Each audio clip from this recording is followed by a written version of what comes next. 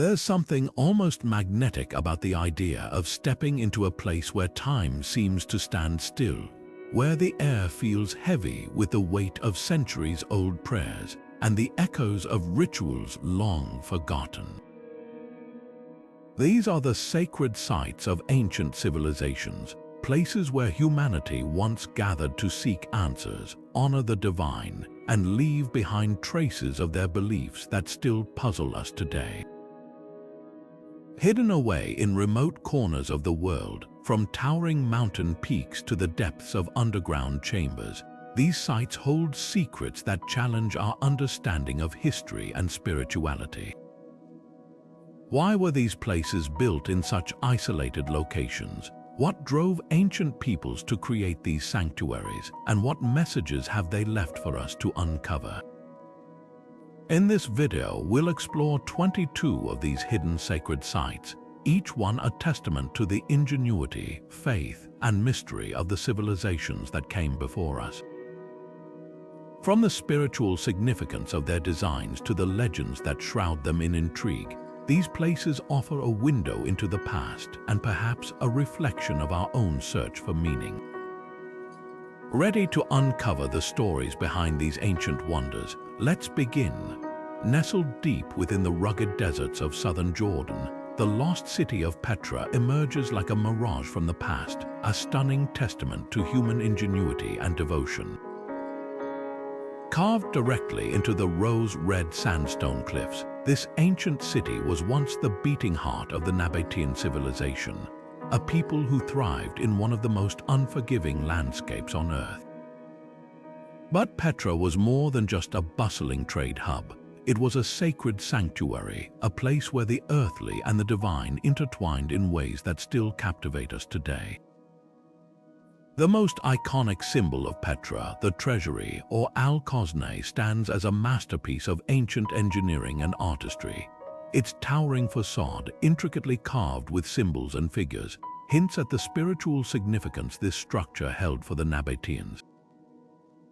Some believe it served as a temple or a ceremonial site, where rituals honoring their gods were performed under the watchful gaze of the desert sun. Further into the city, the monastery, another monumental structure perched high on a cliff, offers a glimpse into the spiritual life of this ancient people. Its remote location suggests it was a place of pilgrimage, where worshippers sought solace and connection with the divine. What's truly remarkable about Petra is how it flourished in such a harsh environment.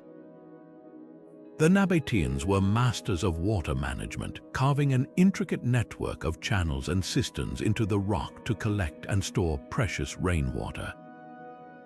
This allowed them to sustain not only their city but also the caravans of traders who passed through, bringing with them goods, ideas, and cultural influences from across the ancient world. Petra became a crossroads of commerce and spirituality, where the sacred and the practical coexisted in perfect harmony. Yet, beyond its physical grandeur, Petra holds deeper mysteries.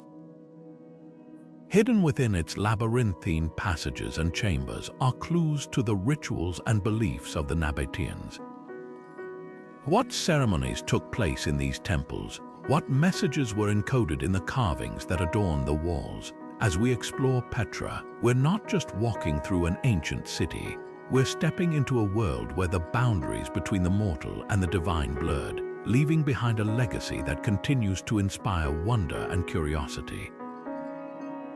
Beneath the sun-drenched landscapes of Malta, where the Mediterranean Sea sparkles under clear skies, lies a hidden world that defies imagination, a labyrinth of subterranean temples carved into the very bedrock of the island. Among these ancient marvels, the Saflini Hypogeum stands as a masterpiece of prehistoric engineering and spirituality. Dating back more than 5,000 years, this underground complex is a testament to a civilization that thrived long before the pyramids of Egypt or the megaliths of Stonehenge. But what drove these ancient people to create such an elaborate sanctuary beneath the earth? And what secrets do these shadowy chambers hold? The Saflini Hypogeum is more than just a burial site. It's a window into the spiritual world of Malta's prehistoric inhabitants. Archaeologists believe this underground network served as both a necropolis and a place of worship, where the living communed with the dead in rituals that blurred the line between this world and the next. The chambers are arranged in a deliberate, almost sacred geometry, with rooms carved to mimic the above-ground temples that once dotted the island. These subterranean spaces were likely used for ceremonies honoring ancestors, with offerings and prayers made to ensure their passage into the afterlife. One of the most fascinating aspects of the Hypogeum is its acoustics. The chambers are designed in such a way that sound reverberates in extraordinary patterns, amplifying voices and creating an otherworldly resonance. Some researchers suggest that chanting or rhythmic drumming might have been used during rituals, the sound waves bouncing off the walls to create an immersive, almost trance-like experience. This acoustic phenomenon hints at a deep understanding of sound and its spiritual significance, as if the very walls were meant to carry the voices of the living to the realm of the divine. But the Hypogeum's mysteries don't end there.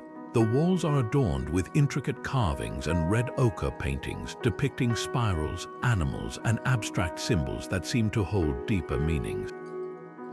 These motifs suggest a cosmology rich in symbolism, where the cycles of life, death, and rebirth were central to the beliefs of Malta's ancient people. The deliberate placement of these artworks, combined with the Hypogeum's carefully planned layout, points to a society that valued harmony with the natural and spiritual worlds. As we explore these underground sanctuaries, we're reminded of the universal human desire to connect with something greater than ourselves. The Saflini Hypogeum isn't just a relic of the past, it's a testament to the creativity, spirituality, and ingenuity of a civilization that left no written records. Through these silent stones, we hear echoes of their voices, their prayers, and their quest for meaning in a world that, in many ways, still feels as mysterious to us as it did to them. Far to the south of Egypt's iconic pyramids, in the sun-baked deserts of Sudan, lies a hidden treasure of the ancient world, the Nubian Pyramids of Malta. While Egypt's monuments often steal the spotlight, the over 200 pyramids scattered across this landscape tell a story of a civilization that was every bit as ambitious, sophisticated, and spiritually profound. This is the legacy of the Kingdom of Kush, a powerful realm that thrived for centuries along the Nile, rivaling its northern neighbor in both cultural and architectural achievement. But what makes these pyramids so unique, and why have they remained overshadowed by their Egyptian counterparts? The pyramids of Malta stand in stark contrast to the towering structures of Giza. Smaller in size but no less impressive, they feature steep, angular sides and intricate decorative elements that reflect a distinct Nubian style. Unlike the smooth, limestone-clad pyramids of Egypt, these structures were built from locally quarried sandstone, their surfaces often adorned with carvings and inscriptions that offer glimpses into the spiritual life of the Kushite people. Each pyramid served as a tomb for royalty, housing the remains of kings and queens who were believed to be divine intermediaries between the earthly and the divine.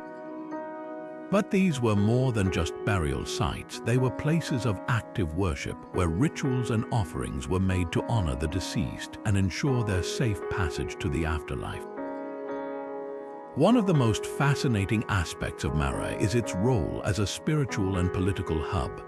The city was not only the capital of the Kushite kingdom, but also a center of religious activity, where temples dedicated to gods like Amun and Isis stood alongside the pyramids. The Kushites were deeply influenced by Egyptian culture, adopting many of their religious practices and deities. Yet, they also forged their own identity, blending Egyptian traditions with indigenous beliefs to create a unique spiritual landscape. This cultural synthesis is evident in the art and architecture of Malta, where Egyptian motifs mingle with distinctly Nubian designs, reflecting a society that was both connected to and independent of its northern neighbor. The construction of these pyramids also speaks to the ingenuity and ambition of the Kushite people. Despite the challenges of their harsh environment, they mastered the art of pyramid building, creating structures that have endured for millennia. The precision of their craftsmanship, combined with the symbolic richness of their designs, reveals a society deeply attuned to the spiritual significance of their surroundings. For the Kushites, the pyramids were not just monuments to the dead, they were gateways to the divine, connecting the living and the deceased in a cycle of renewal and reverence. What's perhaps most striking about Meroe is its reminder of the interconnectedness of ancient African civilizations. The Kingdom of Kush was a vital link in the cultural and economic networks that spanned the continent, trading goods, ideas, and beliefs with its neighbors. The pyramids of Meroe stand as silent witnesses to this vibrant exchange, offering a glimpse into a world where spirituality and power were deeply intertwined. As we explore these forgotten wonders, we're reminded that history is vast and complex, filled with stories waiting to be uncovered. Stories that challenge our assumptions and expand our understanding of the past. The Nubian Pyramids of Sudan are not just relics of a bygone era. They are testaments to a civilization whose legacy continues to inspire awe and curiosity. Stretching across the landscapes of Senegal and Gambia, the mysterious stone circles of Senegambia stand as silent sentinels of a forgotten past. These ancient formations, some dating back to the 3rd century BCE, are more than just arrangements of rocks. They are windows into the spiritual and cultural world of West Africa's early civilizations. Over 1,000 of these circles, each made up of massive laterite stones, dot the region, clustering together in groups that seem to echo the rhythms of the cosmos. But what drove these ancient people to erect such monumental structures, and what messages did they hope to convey through them? The sheer scale of these stone circles is enough to inspire awe. Each stone, often weighing several tons, was carefully quarried, shaped, and transported to its final resting place, a feat of engineering that speaks to the ingenuity and determination of the people who built them. The precision with which these stones were arranged suggests more than just a practical purpose. It hints at a deep connection to the land and the heavens. Some researchers believe the circles served as burial sites, with each stone marking the resting place of an important individual. Excavations have uncovered human remains and artifacts buried beneath the stones, lending weight to this theory. But these circles were likely more than just cemeteries. They were places of ritual and remembrance where the living honored the dead and sought to bridge the gap between the earthly and the spiritual. What makes these stone circles particularly fascinating is their potential connection to the stars. The arrangement of the stones appears to align with celestial patterns, suggesting that the builders had a sophisticated understanding of astronomy. Some circles are oriented toward the solstices or other significant astronomical events, hinting that they may have served as ancient observatories. Imagine standing within one of these circles thousands of years ago, gazing up at the night sky as the stones framed the movements of the stars. For the people of Senegambia, these formations might have been a way to mark time, predict seasons, or even communicate with the divine. The heavens and the earth, it seems, were deeply intertwined in their worldview. The cultural significance of these circles extends beyond their practical or astronomical functions. They are a testament to the values and beliefs of the societies that created them, societies that placed great importance on community, ancestry, and the natural world. The stones themselves, weathered and worn by centuries, still carry the weight of these traditions. They remind us of a time when the boundaries between the physical and the spiritual were fluid, when the land itself was seen as sacred and alive. As we explore these ancient formations, we're confronted with questions that still resonate today. What does it mean to honor the past? How do we connect with the world around us in a way that feels meaningful? The stone circles of Senegambia offer no easy answers, but they invite us to reflect on our own place in the universe. They are a reminder that the search for meaning is as old as humanity itself, and that the echoes of our ancestors' voices can still be heard if we take the time to listen. High above the fertile plains of central Turkey lies a landscape that seems almost otherworldly, a rugged expanse of soft volcanic rock sculpted by wind and water into fantastical shapes. This is Cappadocia, a region where nature and human ingenuity have combined to create one of the most extraordinary sacred landscapes in the world. Hidden within these towering rock formations are countless caves, carved by hand over centuries to serve as churches, monasteries, and shelters for early Christian communities. These caves are more than just architectural marvels. They are a testament to the resilience and devotion of people who sought to preserve their faith in the face of persecution. Step inside one of these caves, and you'll find yourself surrounded by walls adorned with vibrant frescoes paintings that tell stories of faith, hope, and divine protection. Scenes from the Bible come to life in vivid colors. Angels, saints, and biblical figures gaze down from the ceilings and walls, their expressions serene yet powerful. These frescoes were not just decorative, they were tools of teaching and inspiration, designed to uplift and guide those who sought refuge within these sacred spaces. Imagine the flicker of candlelight illuminating these images, casting shadows that seem to breathe life into the stories they depicted. For the early Christians who worshipped here, these caves were not just places of shelter, they were sanctuaries where the divine felt close at hand. But the caves of Cappadocia were more than just places of worship. They were also ingenious solutions to a pressing need for safety.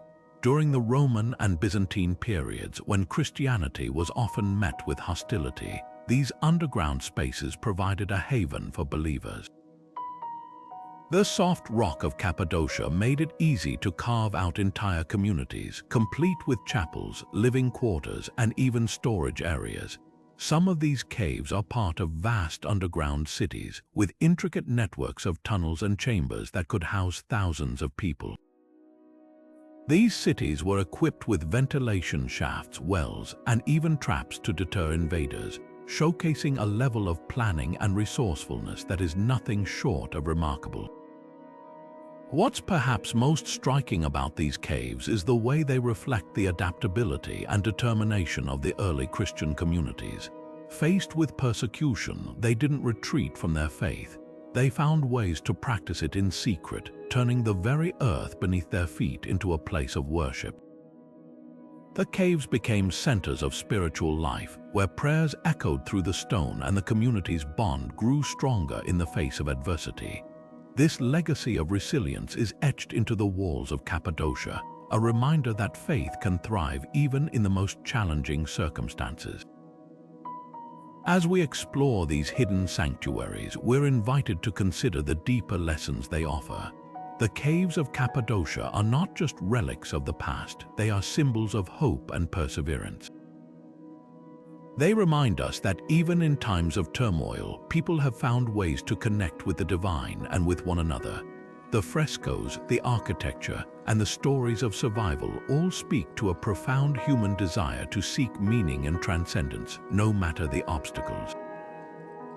In these caves, the past and the present meet, offering us a glimpse into a world where faith and ingenuity walked hand in hand, leaving behind a legacy that still resonates today. Emerging from the dense Cambodian jungle like a dream carved in stone, Angkor Wat rises as a testament to the spiritual and architectural genius of the Khmer Empire. Built in the early 12th century, this sprawling temple complex is not just the largest religious monument in the world. It's a masterpiece of sacred design, blending earthly beauty with celestial symbolism. Originally dedicated to the Hindu god Vishnu, Angkor Wat later became a center of Buddhist worship, reflecting the spiritual evolution of the Khmer people. But what makes this site so extraordinary is not just its size or its history, it's the way it embodies the Khmer worldview, where the physical and the divine are intricately intertwined. At first glance, Angkor Wat's grandeur is undeniable. Its 5 iconic towers, shaped like lotus buds, reach toward the heavens, symbolizing the mythical Mount Meru, the sacred center of the universe in Hindu cosmology. The temple's vast moat mirrors the cosmic ocean, while its walls are adorned with thousands of intricate carvings that tell stories of gods, demons, and celestial battles. These bas-reliefs are more than just artistic achievements. They are a visual encyclopedia of Hindu mythology, offering insights into the spiritual beliefs that shaped the Khmer Empire. Walking through the temple's corridor, you can almost hear the whispers of ancient prayers, the chants of priests, and the echoes of rituals that once filled these sacred spaces. But Angkor Wat's brilliance goes beyond its surface beauty. The temple's design is a marvel of sacred geometry, meticulously aligned with the movements of the sun, moon, and stars. During the spring and autumn equinoxes, the sun rises directly over the central tower, creating a breathtaking spectacle that highlights the temple's connection to the cosmos. This alignment wasn't accidental, it was a deliberate choice, reflecting the Khmer belief in the harmony between the heavens and the earth.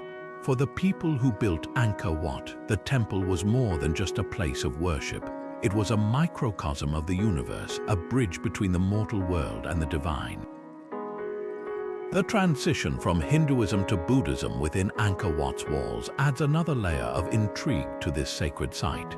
As Buddhism gained prominence in the region, the temple's carvings and statues were reinterpreted to reflect Buddhist teachings, creating a unique fusion of spiritual traditions. This adaptability speaks to the Khmer Empire's ability to embrace change while preserving its cultural identity. The temple became a living testament to the fluidity of faith, where different belief systems coexisted and enriched one another. What's perhaps most striking about Angkor Wat is the sense of timelessness it evokes. Despite centuries of weathering, war, and neglect, the temple remains a place of profound spiritual power. Its corridors, courtyards, and towers invite us to contemplate the mysteries of existence, to ponder the cyclical nature of life, the interplay of light and shadow, and the enduring quest for meaning. As we wander through this ancient wonder, we're reminded that the search for the divine is a universal human experience, one that transcends time, culture, and creed. Angkor Wat stands not just as a relic of the past, but as a beacon of humanity's shared spiritual journey, a journey that continues to inspire awe and wonder in all who walk its sacred path. Beneath the shimmering waves of the Arabian Sea, off the western coast of India, lies a mystery that has captivated historians, archaeologists, and spiritual seekers alike, the Sunken City of Dwarka. According to ancient Hindu texts, this legendary city was once the flourishing kingdom of Lord Krishna, a divine figure revered for his wisdom, compassion, and playful charm. But Dwarka's story is more than just a tale from mythology. It's a fascinating intersection of faith, history, and science, where the lines between legend and reality blur in the most intriguing ways. The Mahabharata, one of Hinduism's most sacred epics, describes Dwarka as a magnificent city built by Krishna himself, adorned with palaces, gardens, and bustling markets. It was said to be a place of unparalleled beauty and prosperity, a beacon of divine governance. Yet, the story takes a dramatic turn when, after Krishna's departure from the mortal world, the city is swallowed by the sea, vanishing beneath the waves in a single day. For centuries, this tale was dismissed as a mere myth until underwater explorations began to reveal tantalizing clues. In the late 20th century, archaeologists diving off the coast of modern-day Dwarka discovered remnants of an ancient settlement submerged beneath the ocean floor. Among the findings were stone structures, pottery shards, and artifacts that date back thousands of years, aligning remarkably with the timeline of the city described in the Mahabharata. These discoveries have sparked a wave of excitement, suggesting that Dwarka might not be just a story, but a historical reality. The underwater ruins, with their intricate carvings and well-planned layouts, hint at a sophisticated civilization that thrived long before recorded history. What makes Dwarka particularly fascinating is its dual identity, as both a spiritual symbol and a tangible archaeological site. For Hindus, the city holds profound religious significance, representing the divine presence of Krishna and his teachings. Pilgrims flock to the modern town of Dwarka, where a grand temple stands in honor of the deity, believing it to be the site where the ancient city once rose. The submerged ruins, meanwhile, serve as a tangible connection to this sacred past, offering a glimpse into a world where myth and history converge. But the mysteries of Dwarka don't end with its underwater ruins. The city's submersion has led to questions about the forces that might have caused its downfall. Some researchers point to geological evidence of ancient earthquakes or rising sea levels, suggesting that natural disasters could have played a role in the city's disappearance. Others see the event as symbolic, a reminder of the impermanence of human achievements in the face of cosmic forces. Whatever the truth, Dwarka's story resonates on multiple levels, blending the spiritual with the scientific in a way that invites us to explore the deeper connections between faith and reality. As we reflect on the sunken city of Dwarka, we're reminded of the enduring power of stories, how they shape our understanding of the past and inspire us to seek meaning in the present. Whether viewed through the lens of mythology or archaeology, Dwarka stands as a testament to humanity's quest to bridge the seen and the unseen, the earthly and the divine. It's a reminder that sometimes the most profound truths lie not in what we can see, but in what we dare to imagine. And perhaps in the depths of the Arabian Sea, the whispers of an ancient kingdom still echo, waiting for us to listen. Tucked high in the Andes Mountains, where the air is thin and the peaks seem to touch the heavens, lies a place where the spiritual and the earthly merge in perfect harmony, the Sacred Valley of the Incas. Stretching through the heart of Peru, this breathtaking valley was more than just a geographical marvel.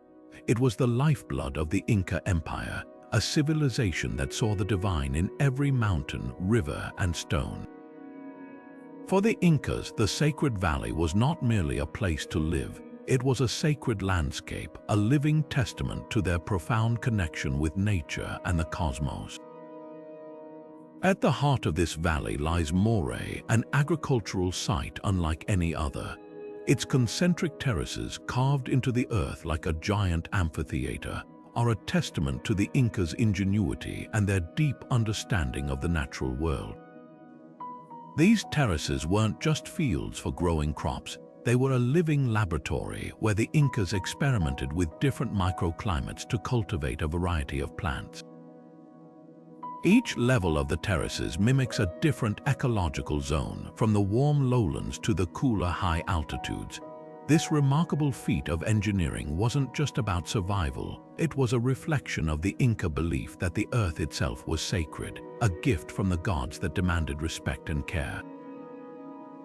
Not far from Moray stands Ollantaytambo, a fortress-like temple that seems to defy gravity with its massive stone walls and intricate terraces. This site was more than a military stronghold. It was a spiritual sanctuary where the Incas honored their deities and celebrated the cycles of life. The temple's alignment with the sun and stars reveals the Incas' mastery of astronomy, as they used celestial events to guide their rituals and agricultural practices. During the solstices, the sun's rays would illuminate specific points of the temple, creating moments of awe and reverence. For the Incas, these moments were not just astronomical phenomena, they were sacred encounters where the earthly and the divine converged. What makes the Sacred Valley truly extraordinary is the way it embodies the Inca worldview. To them, the land was not something to be conquered or exploited. It was a partner, a living entity that sustained and nurtured them. The mountains were gods, the rivers were goddesses, and the terraces were offerings, a way of giving back to the earth that gave them life. This deep reverence for nature is woven into every stone of the sacred valley, from the terraced fields to the temple walls. It's a reminder that the Incas saw themselves as part of a larger cosmic order, where humanity, nature, and the divine were inextricably linked. As we walk through these ancient sites, we're invited to see the world through the eyes of the Inca people. The Sacred Valley is not just a collection of ruins, it's a living testament to a civilization that understood the sacredness of the land and the importance of living in harmony with it. The terraces of Moray and the Temple of Ollantaytambo are more than architectural marvels. They are windows into a worldview that challenges us to rethink our own relationship with the earth. In a time when the balance between humanity and nature feels increasingly fragile, the lessons of the Sacred Valley resonate more than ever, offering us a glimpse of a world where the sacred and the sustainable were one and the same. High in the mist-shrouded mountains of Bhutan, where the air is crisp and the silence is broken only by the whispers of prayer flags, lie some of the world's most secluded and spiritually charged places, the hidden monasteries of the Himalayas. Perched precariously on cliffs or nestled in remote valleys, these sacred sites seem almost otherworldly, as if they were built not by human hands but by the gods themselves. For centuries, these monasteries have served as sanctuaries for Tibetan Buddhist monks, preserving ancient traditions and offering a refuge for those seeking enlightenment. But what makes these monasteries so extraordinary, and what lessons do they hold for us in our modern, fast-paced world? Take, for example, the iconic Tiger's Nest Monastery, or Paro Taktsang, which clings to a sheer cliff face over 2,000 feet above the valley floor. Legend has it that this sacred site was founded in the 8th century by Gyuru Rinpoche, the revered figure who brought Buddhism to Bhutan. According to the story, he flew here on the back of a tigress to meditate in a cave, subduing the local demons and transforming the land into a place of spiritual power. Today, the monastery stands as a symbol of devotion and resilience, a testament to the belief that the path to enlightenment is not always easy but is always worth pursuing. The architecture of these monasteries is as awe-inspiring as their locations. Built to blend seamlessly with their natural surroundings, they are adorned with intricate carvings, vibrant murals, and golden roofs that catch the sunlight like flames. Inside, the air is thick with the scent of incense, and the walls are lined with ancient scriptures and statues of deities. Every detail, from the placement of the windows to the alignment of the altars, is imbued with symbolic meaning, reflecting the deep spiritual wisdom of Tibetan Buddhism. These spaces are not just places of worship, they are living embodiments of a philosophy that sees the divine in every aspect of existence. The daily life within these monasteries revolves around rituals that have remained unchanged for centuries. Monks rise before dawn to chant prayers, meditate, and perform sacred dances that tell stories of compassion, wisdom, and liberation. These practices are not merely routines, they are acts of devotion, ways of cultivating inner peace and connecting with something greater than oneself. The monasteries also serve as centers of learning, where young monks study ancient texts and engage in philosophical debates, carrying forward a tradition that has been passed down through generations. But perhaps the most profound lesson these monasteries offer is their emphasis on simplicity and mindfulness. In a world that often values speed and material success, the monks of Bhutan remind us of the power of slowing down, of living in harmony with nature and with ourselves.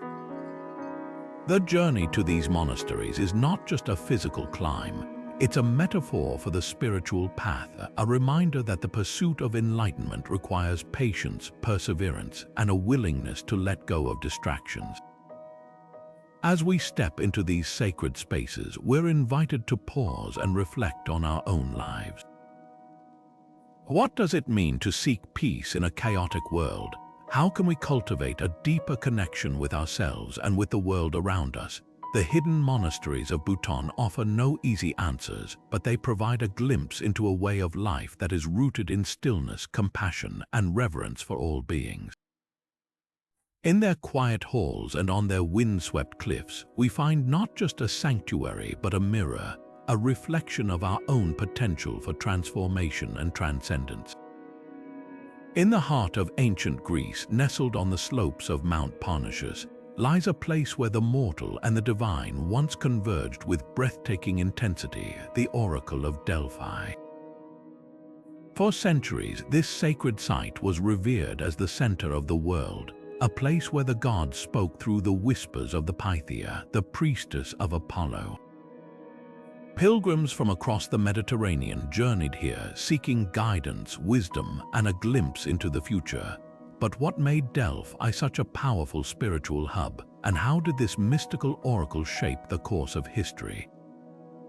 Let's step into the ruins of this legendary sanctuary and uncover the secrets of the ancient world's most famous oracle. At the core of Delphi's spiritual power was the Temple of Apollo, where the Pythia delivered her prophecies.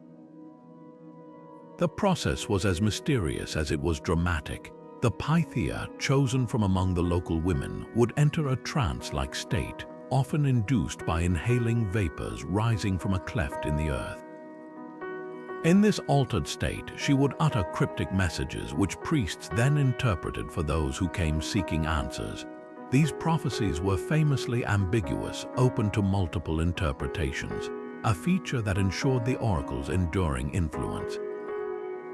Kings, generals, and ordinary citizens alike made the pilgrimage to Delphi, hoping to gain divine insight into matters of war, politics, and personal destiny. The spiritual significance of Delphi extended far beyond the oracle itself. The site was believed to be the omphalos, or navel, of the world, a sacred point where the heavens and the earth met. According to myth, Zeus released two eagles from opposite ends of the world, and they met at Delphi, marking it as the center of creation.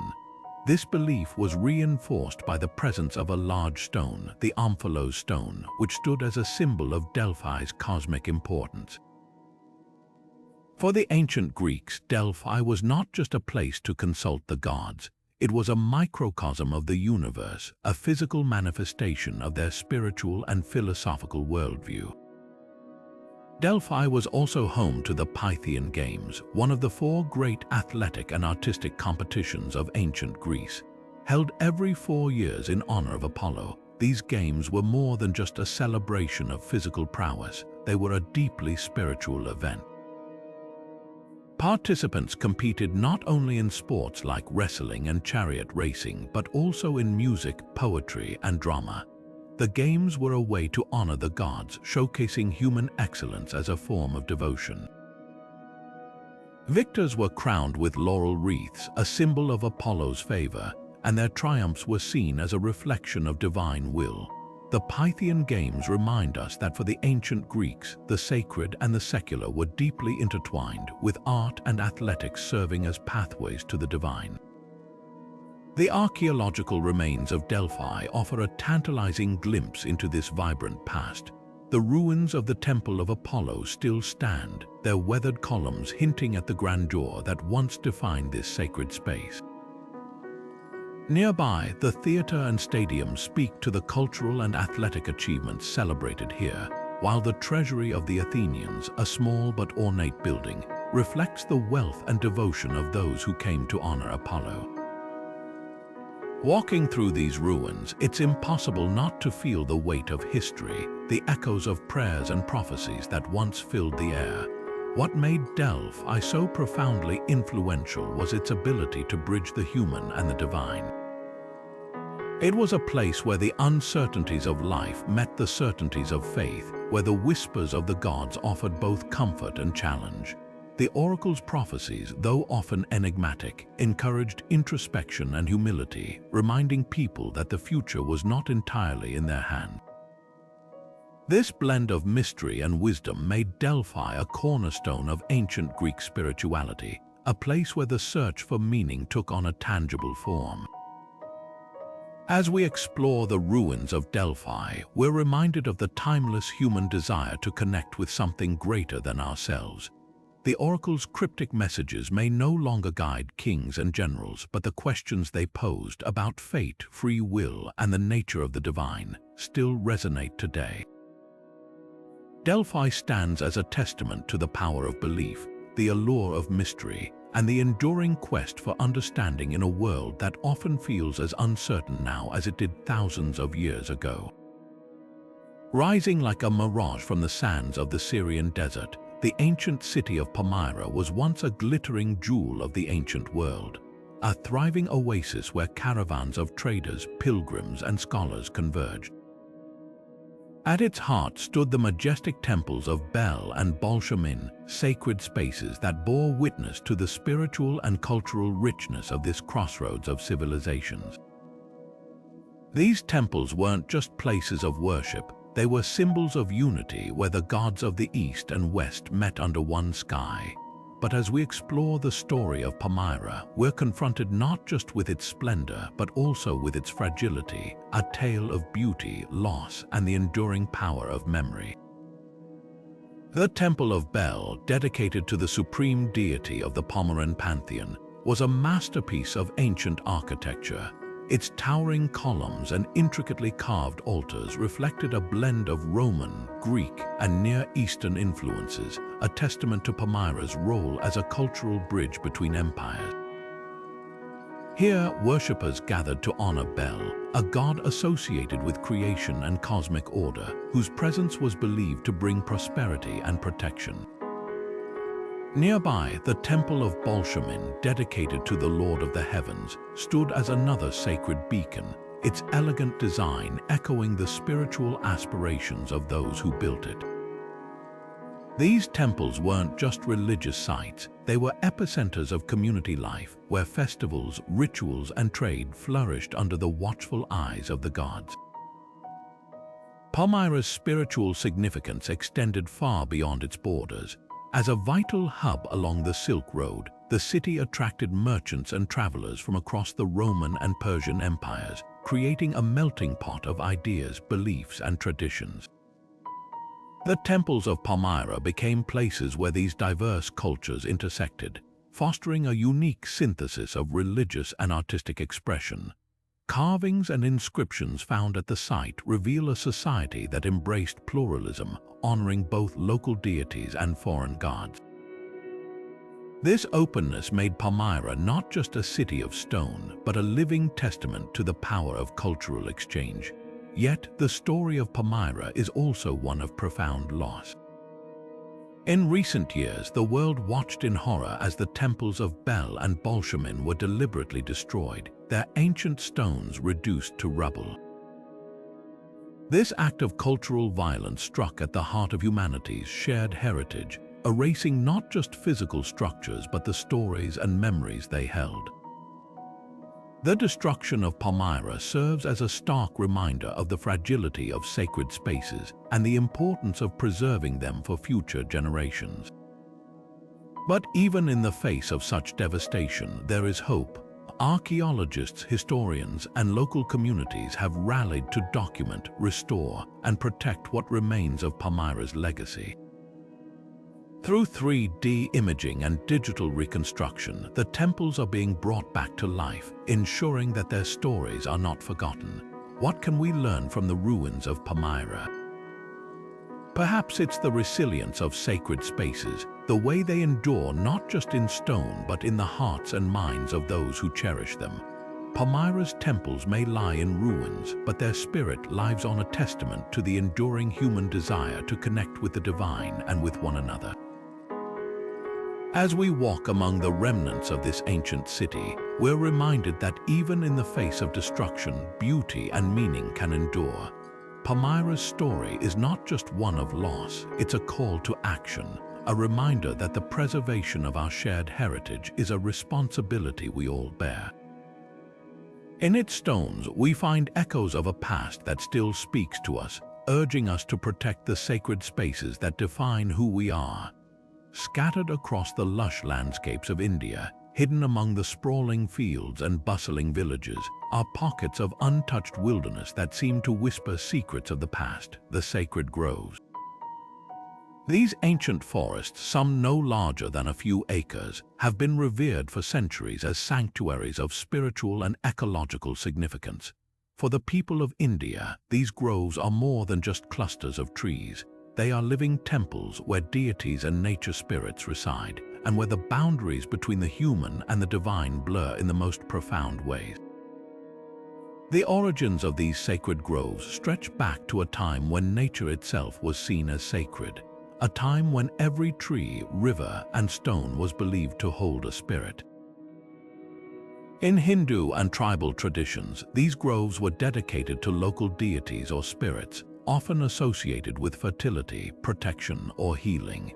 Entering a sacred grove was not a casual act. It was a spiritual journey, a step into a realm where the natural and the supernatural coexisted.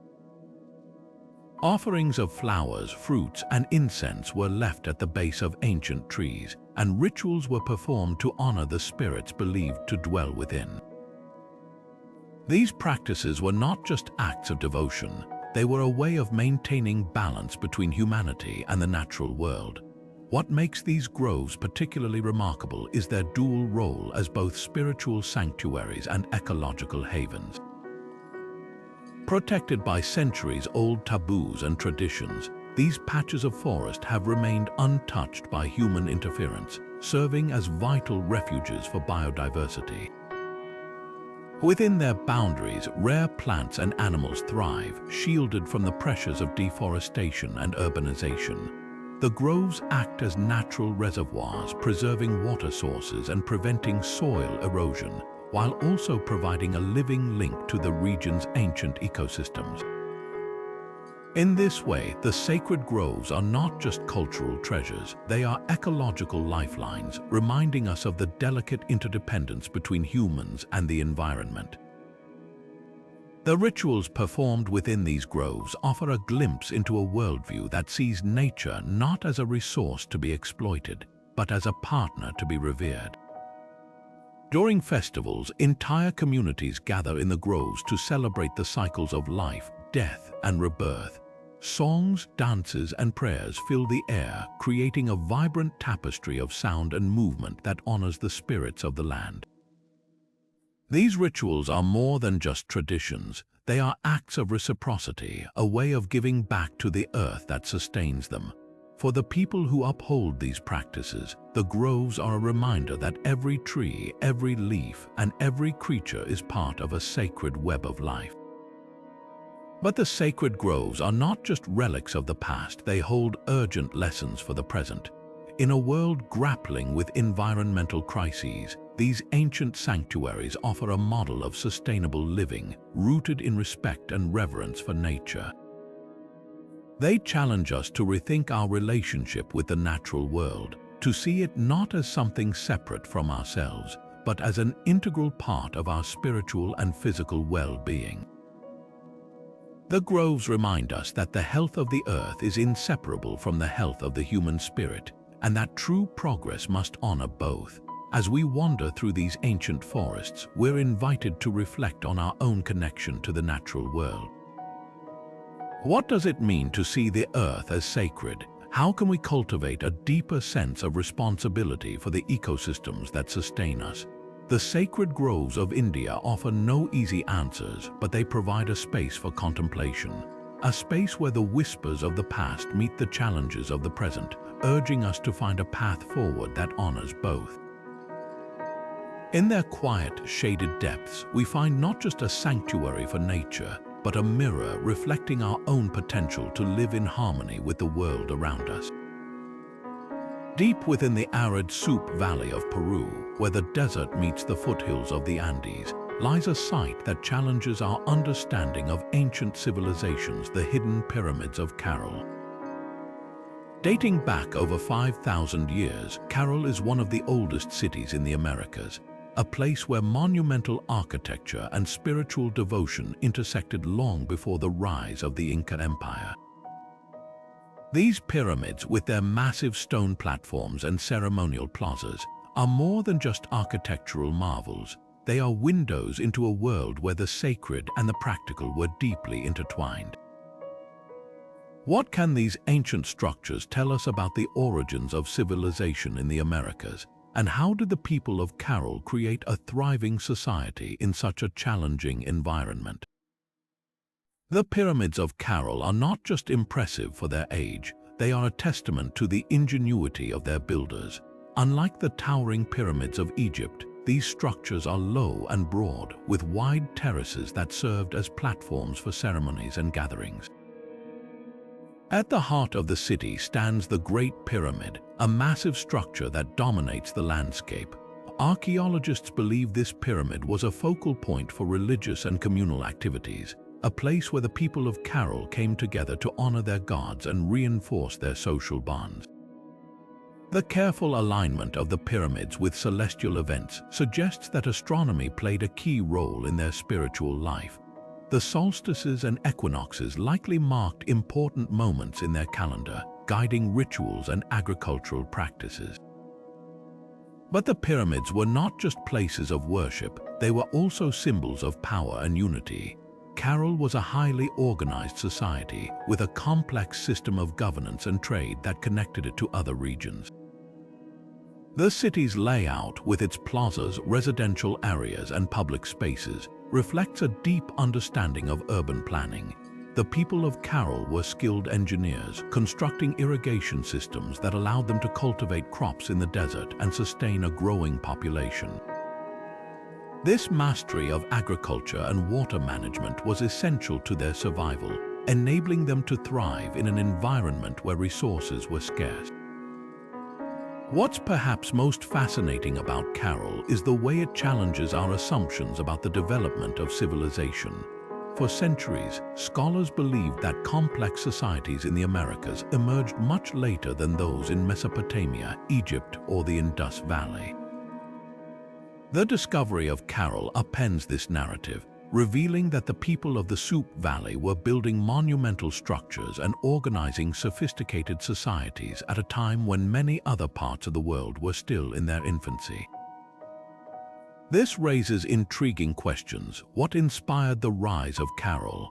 How did its people develop such advanced knowledge of astronomy, engineering, and agriculture without the influence of other civilizations? The spiritual life of Caral's inhabitants offers some clues. The pyramids and plazas were not just physical spaces, they were embodiments of their cosmology, reflecting a worldview that saw the divine in the natural world. The rituals performed here likely honored the forces of nature, the sun, the rain, and the earth, acknowledging their role in sustaining life. This deep connection to the environment shaped every aspect of their society, from their architecture to their agricultural practices.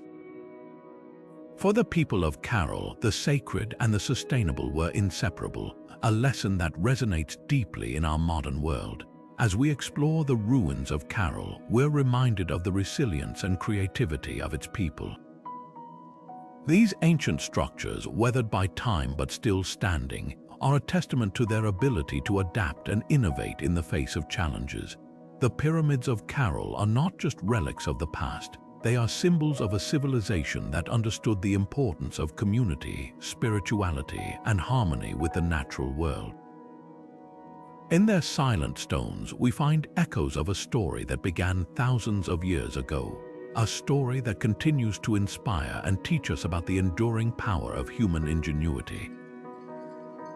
Rising from the shimmering waters of the Aegean Sea, the island of Delos feels almost otherworldly, a place where myth and history intertwine in the most captivating ways. According to ancient Greek belief, this small, rocky island was the birthplace of Apollo, the god of light, music, and prophecy, and his twin sister Artemis, goddess of the hunt and the moon. This divine origin story made Delos one of the most sacred sites in the ancient Greek world, a place where the mortal and the divine seem to meet. As we explore this legendary island, we'll uncover the layers of myth and ritual that transformed Delos into a spiritual powerhouse, drawing pilgrims and worshippers from across the Mediterranean. The myths surrounding Delos are as dramatic as they are enchanting. According to legend, Leto, the mother of Apollo and Artemis, was pursued relentlessly by the jealous goddess Hera, who forbade her from giving birth on any land. In her desperation, Leto found refuge on Delos, a floating island that was neither part of the earth nor the sea. Here she gave birth to her divine twins, and in gratitude, Delos was anchored to the ocean floor and blessed with eternal sanctity. This story wasn't just a tale for the ancient Greeks, it was a foundational narrative that imbued the island with sacred significance. For centuries, Delos was revered as a place where the gods walked among mortals, where the divine first touched the earth. Walking through the ruins of Delos today, it's impossible not to feel the weight of this history. The island is dotted with the remains of temples, statues, and grand structures that once bustled with life. The Temple of Apollo, the centerpiece of the island, stands as a testament to the god's enduring presence. Its towering columns and intricate carvings once bore witness to countless rituals and offerings as worshippers sought Apollo's favor and guidance. Nearby, the Terrace of the Lions, a row of majestic marble statues, guards the sacred lake where Leto was said to have quenched her thirst after giving birth.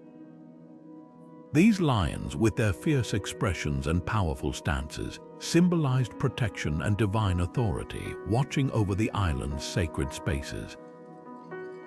But Delos was more than just a religious site. It was a cultural and economic hub that connected the ancient world. During its peak, the island hosted the Delian League, a powerful alliance of Greek city-states, and became a center for trade and diplomacy. The bustling marketplace, or agora, was filled with merchants from distant lands exchanging goods, ideas, and stories. Theaters and public spaces hosted performances and festivals, celebrating the arts and honoring the gods. Delos was a place where spirituality and daily life were seamlessly intertwined, where the sacred and the secular coexisted in vibrant harmony. What made Delos truly unique, however, was its role as a pilgrimage site. Every year, thousands of worshippers made the journey to the island, drawn by the promise of divine connection. The annual Delia festival, held in honor of Apollo, was a time of celebration and renewal, featuring music, athletic competitions, and elaborate ceremonies. Pilgrims brought offerings of grain, wine, and precious objects, hoping to gain the god's favor. For many, the journey to Delos was not just a physical pilgrimage but a spiritual one, a chance to step closer to the divine and experience the sacred power of the island firsthand. As we wander through the ruins of Delos, we're reminded of the profound role this island played in shaping the spiritual and cultural landscape of ancient Greece. Its temples and statues may have crumbled, but the stories they tell remain as vivid as ever.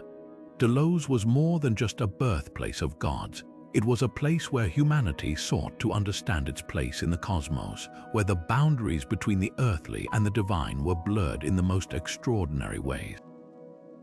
In its silent stones and weathered columns, we find echoes of a world where myth and reality were one, and the same a world that continues to captivate and inspire us today. Imagine standing on a vast, sun-drenched plain, where the horizon is broken not by mountains or trees, but by the spires of countless temples rising like sentinels from the earth. This is Bagan, an ancient city in Myanmar that was once the heart of a powerful kingdom and a flourishing center of Buddhist devotion. Spread across an area of over 25 square miles, the plains of Bagan are home to more than 2,000 temples, each one a masterpiece of art, architecture, and spirituality. These temples aren't just relics of the past, they are living testaments to a civilization that revered the sacred and sought to express its devotion in stone, brick, and gold. Bagan's temples are a visual feast, showcasing a remarkable diversity of architectural styles that reflect the region's rich cultural tapestry. Some are towering zedis, their pointed spires reaching toward the heavens, while others are sprawling complexes adorned with intricate carvings and murals.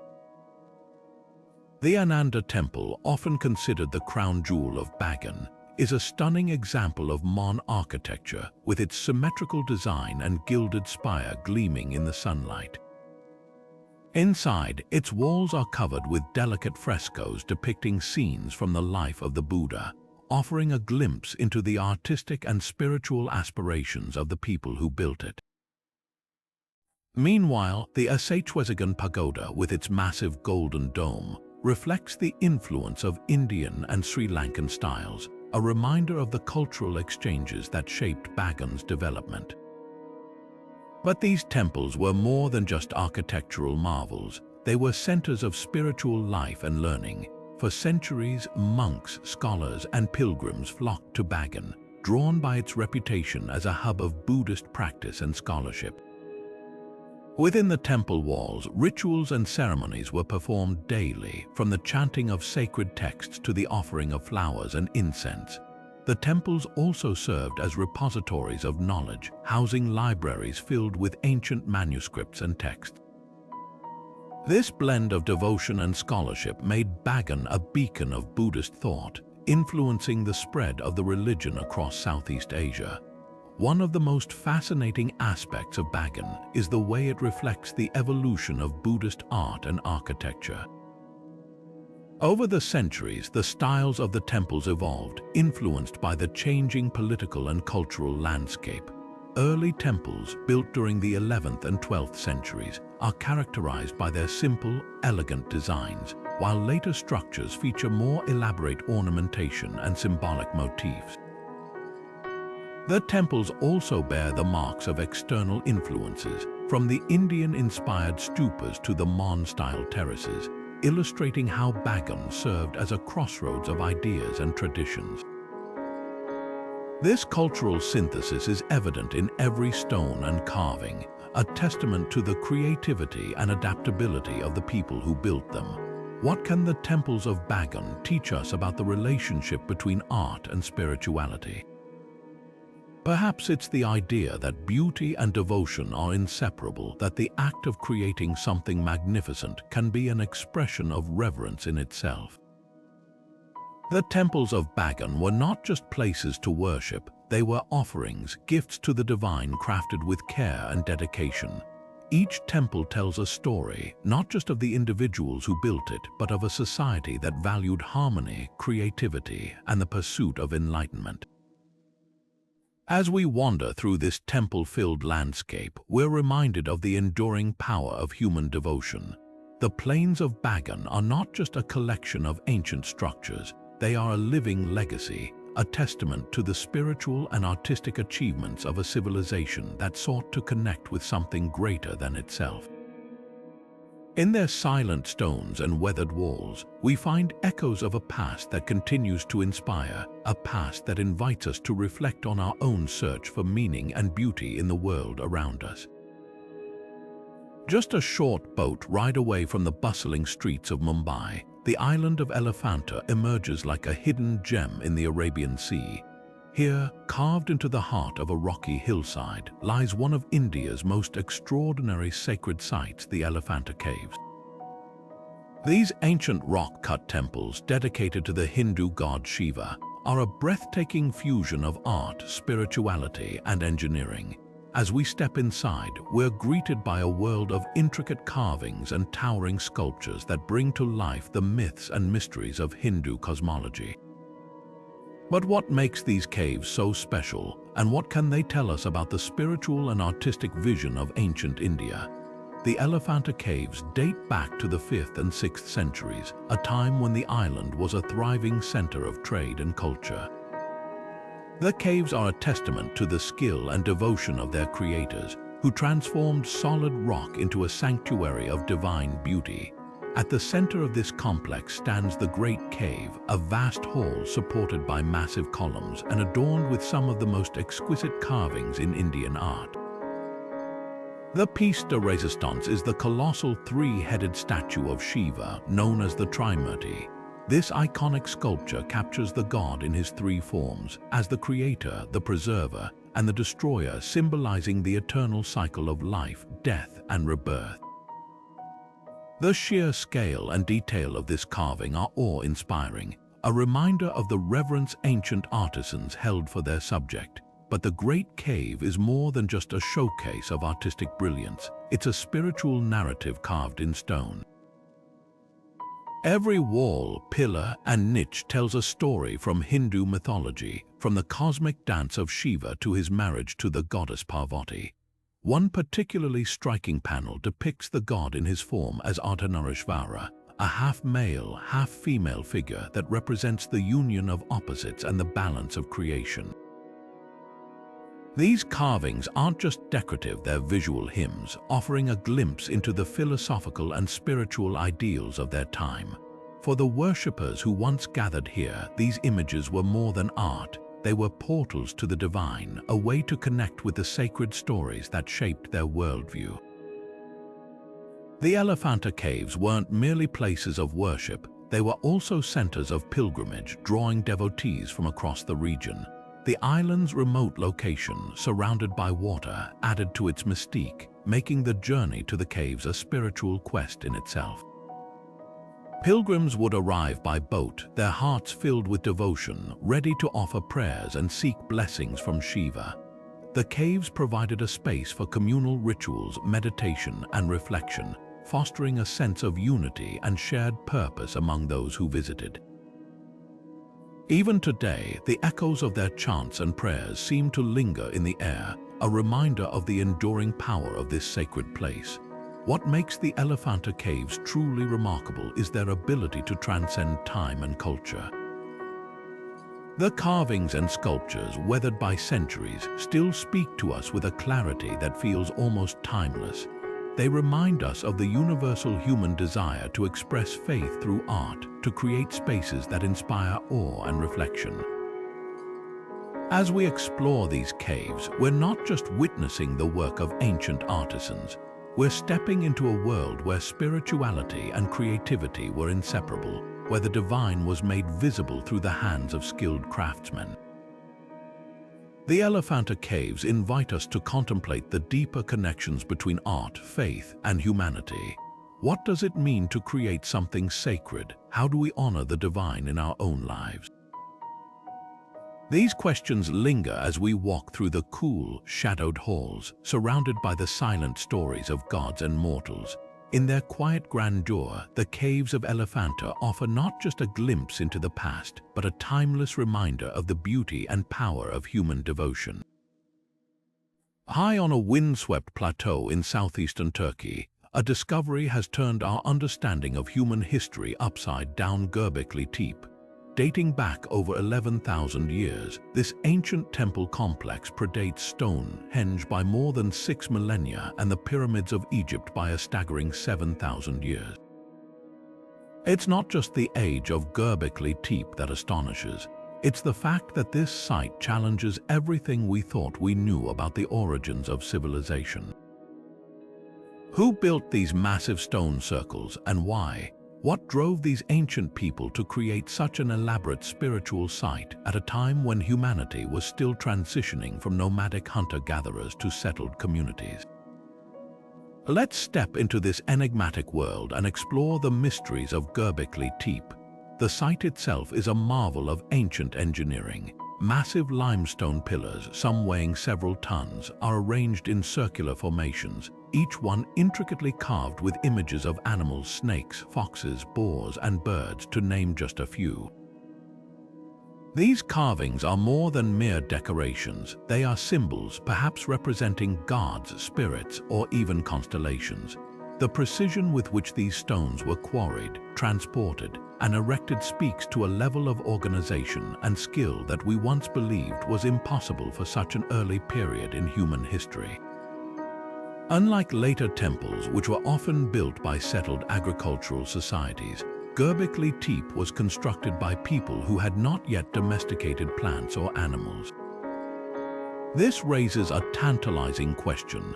Did religion rather than agriculture spark the rise of civilization? Theories about Gobekli Tepe's purpose are as diverse as they are fascinating.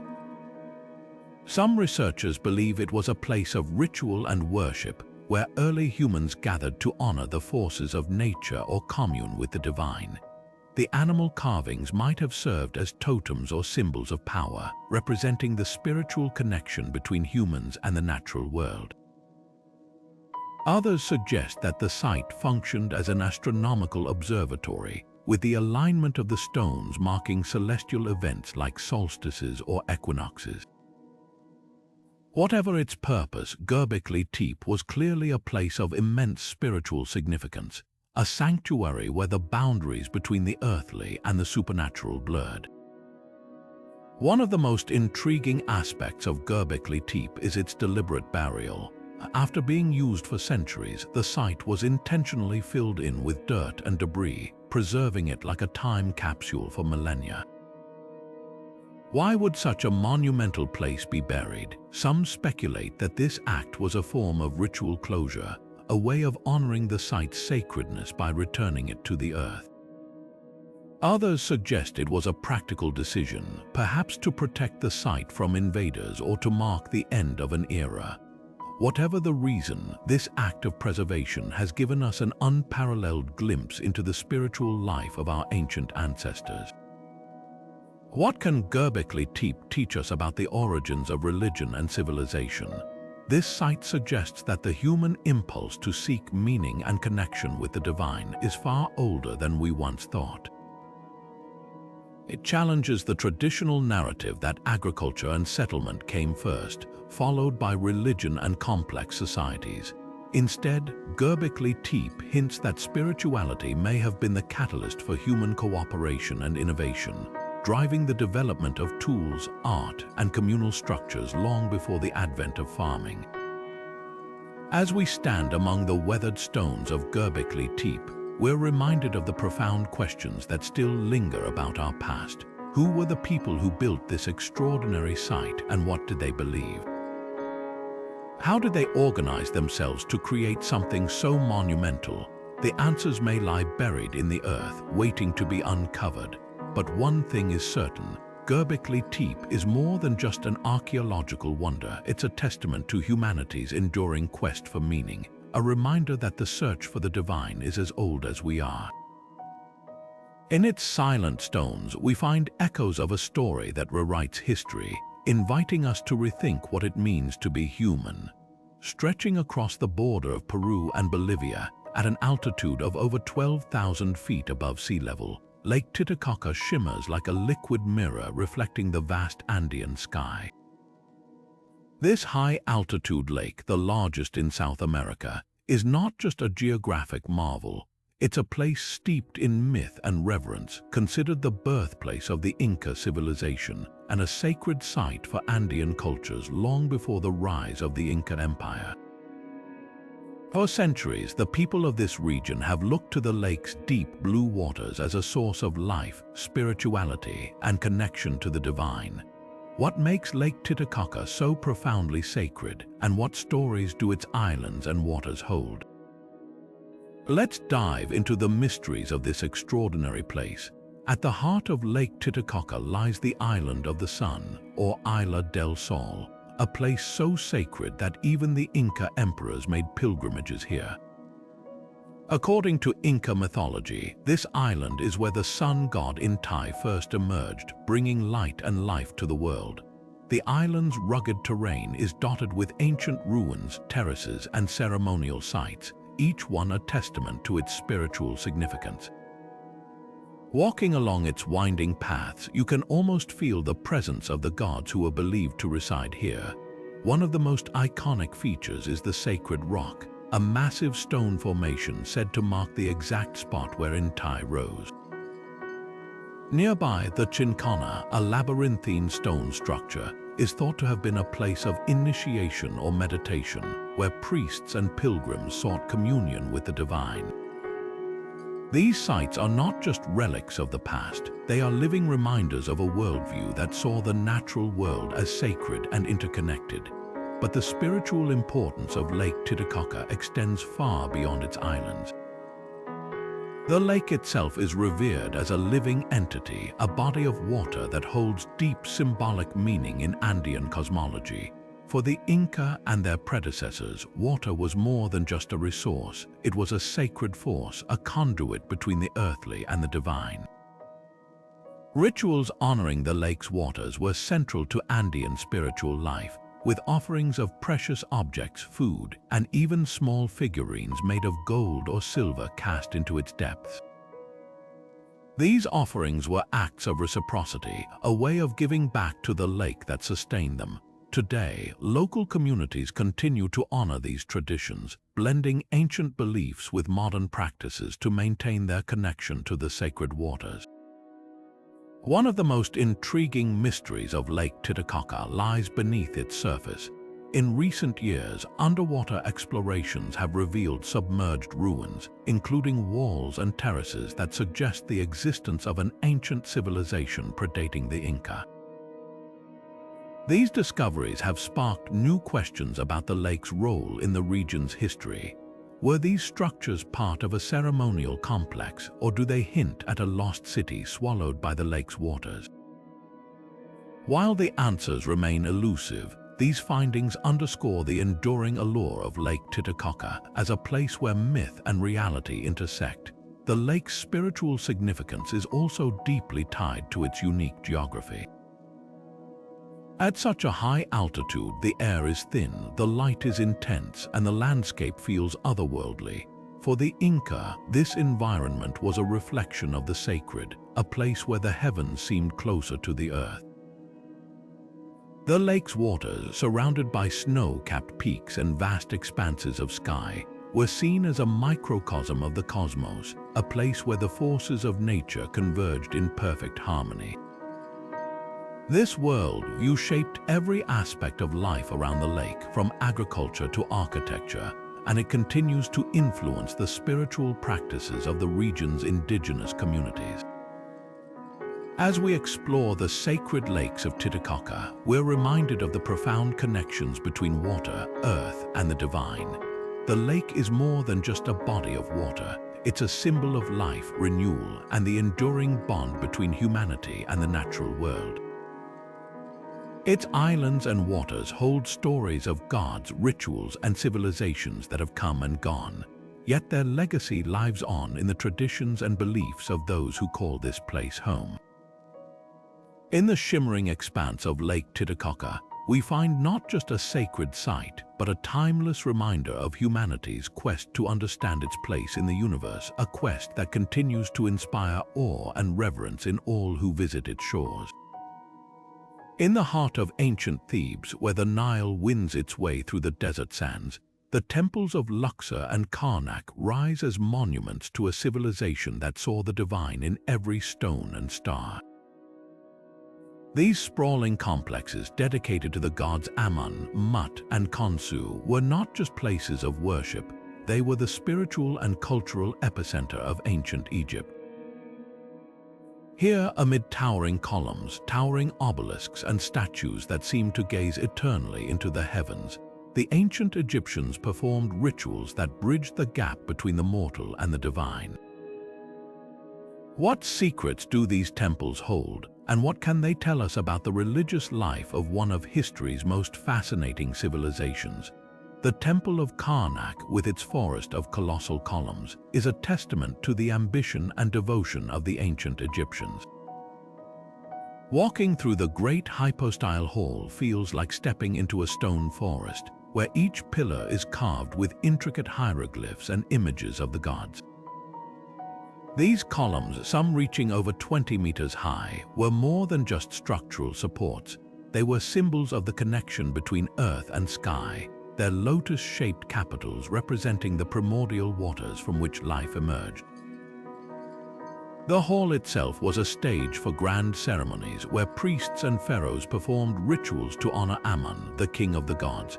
Imagine the scene, the air thick with incense, the sound of chanting echoing through the hall, and the flicker of torchlight illuminating the sacred carvings. For the ancient Egyptians, these rituals were not just acts of devotion, they were essential to maintaining cosmic order, ensuring the gods' favor and the stability of the world. Just a short distance from Karnak lies the Temple of Luxor, a masterpiece of symmetry and elegance. Built primarily by Amenhotep III and later expanded by Ramses II, this temple was dedicated to the rejuvenation of kingship and the divine power of Amun. Its entrance, flanked by massive statues of Ramses II and a towering obelisk, was designed to awe and inspire. The annual Opet Festival, one of the most important religious events in ancient Egypt, saw the statues of Amun, Mut, and Khonsu carried in grand procession from Karnak to Luxor. This journey, filled with music, dance, and offerings, symbolized the renewal of the pharaoh's divine authority and the gods' blessings upon the land. The temple's inner sanctuaries, where only the highest priests could enter, were believed to be the dwelling places of the gods themselves, spaces where the divine and earthly realms intersected. What's striking about these temples is not just their scale, but the precision and intentionality behind their design. Every detail, from the alignment of the structures to the placement of the statues, reflects a deep understanding of astronomy, geometry, and symbolism. The temples were often aligned with the rising or setting sun during key celestial events, such as the solstices, creating moments of extraordinary beauty and spiritual significance. The obelisks, towering monoliths that pierced the sky, were seen as rays of the sun god connecting the heavens to the earth. Even the statues, with their serene expressions and regal postures, were more than mere representations. They were vessels for the divine presence, believed to house the spirit of the gods when invoked through ritual. But the temples of Luxor and Karnak were not just about grandeur, they were also places of intimate devotion. Ordinary Egyptians, though excluded from the innermost sanctuaries, could still participate in the religious life of the temples.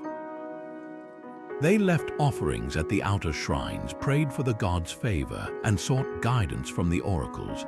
The temples were also centers of learning, where priests studied the stars, recorded sacred texts, and preserved the knowledge of their ancestors. This blend of public worship and esoteric knowledge made the temples vital to both the spiritual and intellectual life of ancient Egypt. As we wander through these ancient halls, we're reminded of the enduring human desire to connect with the divine. The temples of Luxor and Karnak stand as testaments to a civilization that saw the sacred in every aspect of life, from the cycles of the sun to the flow of the Nile. They challenge us to consider how we, too, seek meaning and transcendence in the world around us. In their silent stones and towering pillars, we find not just a glimpse of ancient Egypt, but a reflection of our own timeless quest for understanding and connection. Towering above the rugged expanse of the Tibetan plateau, Mount Kailash stands as one of the most sacred peaks on Earth, a place where the physical and spiritual worlds seem to converge. Known as Kang Rinpoche, or precious jewel of snow to Tibetans, this majestic mountain is revered by four major religions: Hinduism, Buddhism, Jainism, and Baan. For millions, it is not just a mountain, it is the axis of the universe, the home of gods, and a symbol of ultimate purity. What is it about Mount Kailash that inspires such universal devotion, and why do pilgrims from around the world undertake the arduous journey to its base? Let's explore the spiritual magnetism of this extraordinary mountain and the rituals that define its sacred aura. For Hindus, Mount Kailash is the abode of Lord Shiva, the god of destruction and transformation, who is said to meditate eternally at its summit. Buddhists believe it to be the dwelling place of Demchok, a wrathful manifestation of Buddha representing supreme bliss. Jains regard it as the site where their first Tirthankara, Rishabhadeva, attained liberation, while followers of Bon, Tibet's indigenous religion, see it as the spiritual heart of their ancient traditions.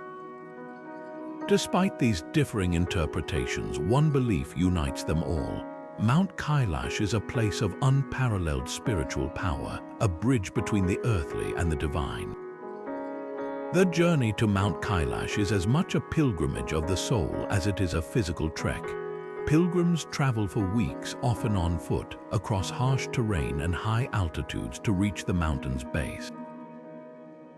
The most sacred ritual associated with Mount Kailash is the Kora, or circumambulation, a clockwise walk around the mountain's base that spans approximately 32 miles. For many, completing this circuit is a lifelong dream, believed to cleanse sins and bring spiritual merit. Some pilgrims take it a step further, performing full-body prostrations along the way, their bodies pressed to the ground in an act of profound devotion. The Kora is not just a physical challenge, it's a deeply symbolic act representing the cyclical nature of life, death, and rebirth. The landscape surrounding Mount Kailash adds to its mystique. The turquoise waters of Lake Manasaravar, nestled at its southern base, are considered among the holiest bodies of water in Asia. Pilgrims often bathe in its icy waters before beginning their Kora, believing it purifies the soul. Nearby, the stark and hauntingly beautiful Rakshas Tal, or Demon Lake, contrasts sharply with Manasaravar's serenity, symbolizing the duality of existence. These natural features are not just backdrops to the pilgrimage, they are integral to the spiritual experience, each one imbued with its own legends and significance. What makes Mount Kailash truly unique is its untouched grandeur. Unlike many sacred sites, it remains unclimbed, its summit unconquered. This is not for lack of technical difficulty. Though its elevation of over 22,000 feet is formidable, it is not insurmountable. Instead, it is out of respect for its sacredness. Climbing the mountain is considered a sacrilege by those who revere it. This unspoiled nature adds to its allure, preserving its status as a place of mystery and reverence. The mountain stands as a reminder of the humility and awe that the natural world can inspire, a place where humanity's aspirations meet the limits of what is sacred. As we reflect on the spiritual significance of Mount Kailash, we're reminded of the universal human yearning to connect with something greater than ourselves. The mountain's enduring appeal lies not just in its physical beauty, but in its ability to transcend cultural and religious boundaries, uniting people in a shared quest for meaning. Whether viewed as the dwelling place of gods or a symbol of spiritual enlightenment, Mount Kailash invites us to pause, to journey inward, and to contemplate the profound mysteries that lie at the heart of existence. In its silent, snow-capped majesty, we find not just a mountain but a mirror, a reflection of our own spiritual aspirations and the timeless search for the divine. Just 30 miles northeast of modern-day Mexico City, the ancient city of Teotihuacan rises from the earth like a vision from another world. Known as the City of the Gods, this sprawling metropolis was once the heart of Mesoamerican civilization, a place where towering pyramids and grand plazas stood as monuments to the divine. At its peak, Teotihuacan was one of the largest cities in the world, home to over 100,000 people and a thriving center of trade, art, and spirituality. But what made this city so sacred, and what can its ruins reveal about the beliefs and practices of the Teotihuacan people? Let's journey through the Avenue of the Dead and uncover the spiritual secrets of this extraordinary place. The Pyramid of the Sun, the largest structure in Teotihuacan, dominates the landscape with its sheer size and imposing presence. Rising over 200 feet into the sky, this massive pyramid was more than just an architectural feat. It was a sacred axis connecting the earth to the heavens. Scholars believe it was dedicated to the sun god, a central figure in Mesoamerican cosmology, and served as a focal point for rituals honoring the cycles of nature. Climbing its steep steps is a physical challenge, but for the ancient Teotihuacanos it was a spiritual journey, a way to draw closer to the divine and participate in the cosmic order. The pyramid's alignment with celestial events such as the equinoxes further underscores its role as a bridge between the earthly and the celestial realms. Just a short walk away stands the Pyramid of the Moon, a structure that exudes a quieter, more enigmatic energy. While smaller than its solar counterpart, this pyramid holds its own unique significance. Positioned at the northern end of the Avenue of the Dead, it is thought to have been dedicated to the moon goddess or to the earth itself, symbolizing the balance between night and day, life and death. Archaeologists have uncovered evidence of elaborate ceremonies performed here, including offerings of precious objects, animal sacrifices, and even human burials. These rituals were not just acts of devotion, they were a way of maintaining harmony between the human world and the forces of nature, ensuring the continued fertility of the land and the prosperity of the people. The Avenue of the Dead, the city's central thoroughfare, is more than just a pathway. It's a testament to the Teotihuacano's sophisticated urban planning and spiritual vision. Lined with smaller temples, platforms, and residential complexes, this grand avenue was the stage for processions, ceremonies, and daily life.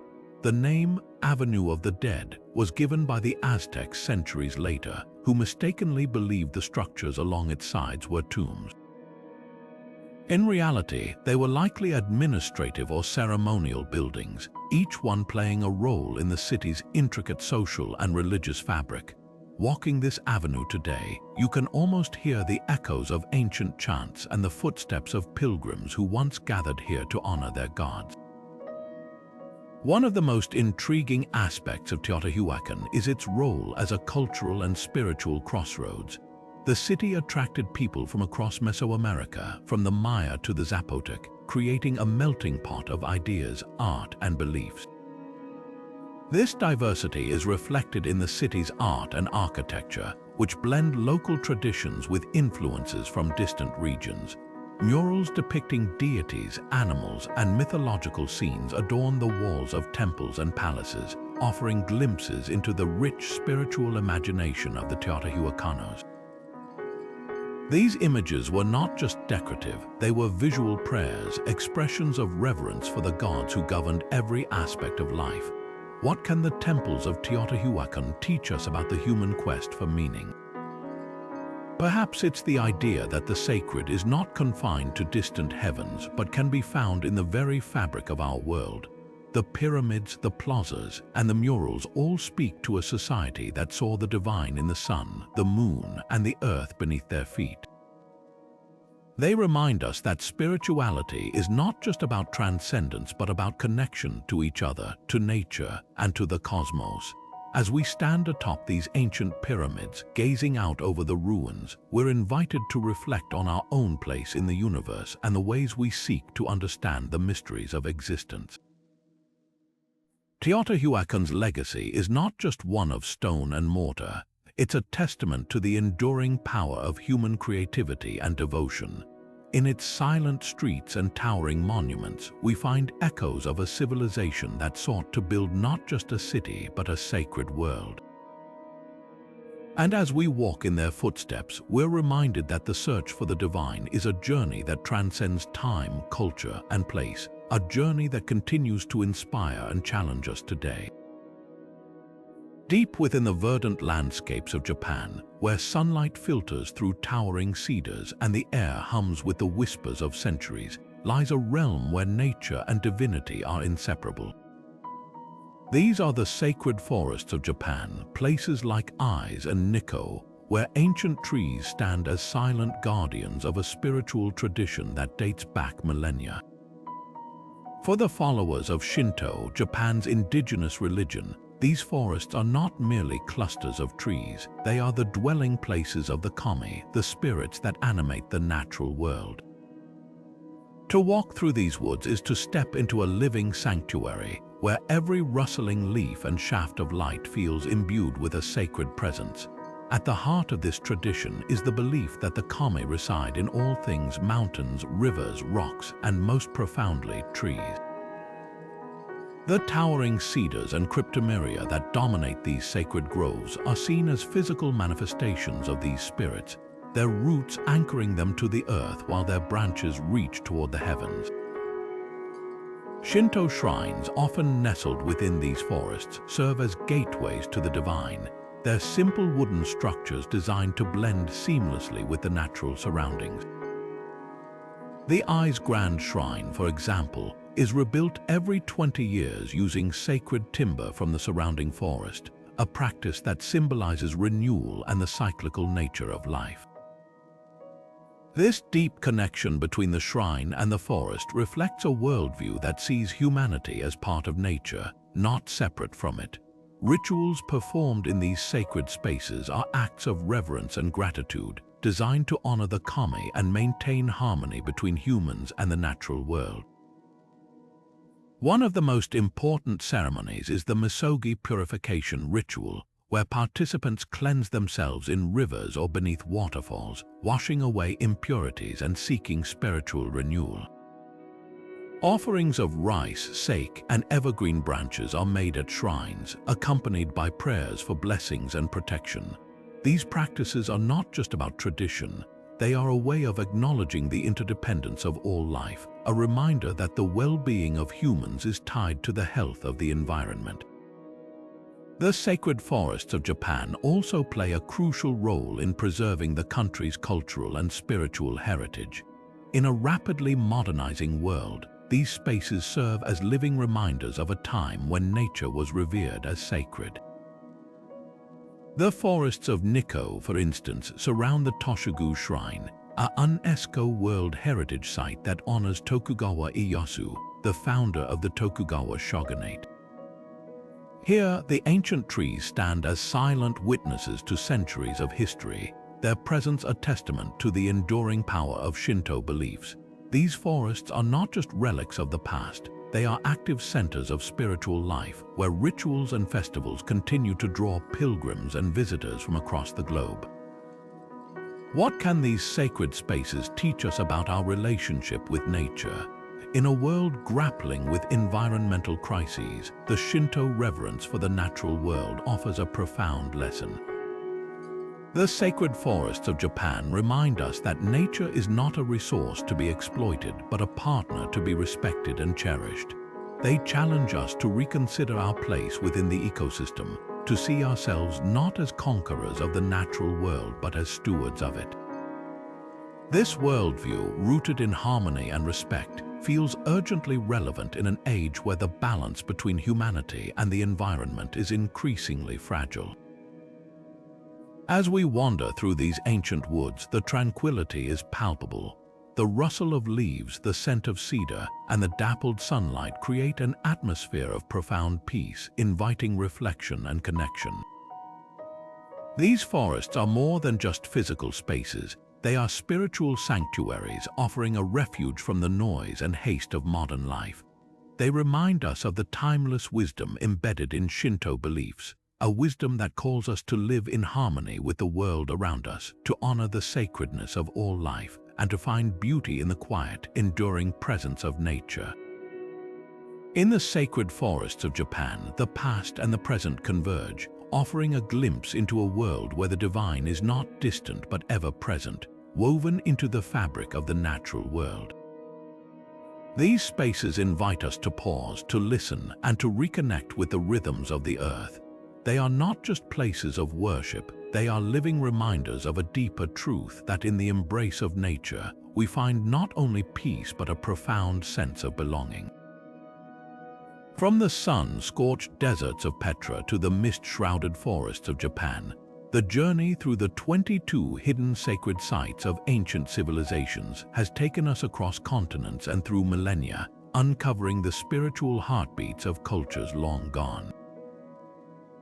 Each site, with its unique story and profound symbolism, offers a window into the human spirit, its yearning for connection, its reverence for the divine, and its boundless creativity in expressing both. These places are more than just stone and earth. They are testaments to the enduring power of faith and the ingenuity of our ancestors, who built not just monuments but bridges to the sacred. What unites these diverse sites, from the towering pyramids of Mara to the serene groves of Eyes, is their ability to transcend time and geography. They remind us that the search for meaning, for something greater than ourselves, is a universal human experience. Whether through the intricate carvings of Angkor Wat or the celestial alignments of Gobekli Tepe, our ancestors sought to understand the cosmos and their place within it. Their efforts, etched into the very fabric of the earth, challenge us to reflect on our own relationship with the sacred and the natural world. As we stand in awe of these ancient wonders, we're invited to consider the lessons they hold for us today. In a world often divided by borders and beliefs, these sacred sites remind us of the connections that bind humanity together. They teach us about resilience, creativity, and the importance of preserving our shared heritage. They inspire us to look beyond the material and to honor the spiritual dimensions of life, whether through art, ritual, or a simple act of reverence for the world around us. Thank you for joining us on this extraordinary journey through time and space. If you've enjoyed exploring these hidden gems of human history, don't forget to like, share, and subscribe for more adventures into the unknown. Together, let's continue to uncover the stories of our past and carry their wisdom into the future. Until next time, keep exploring, keep wondering, and keep seeking the sacred in the world.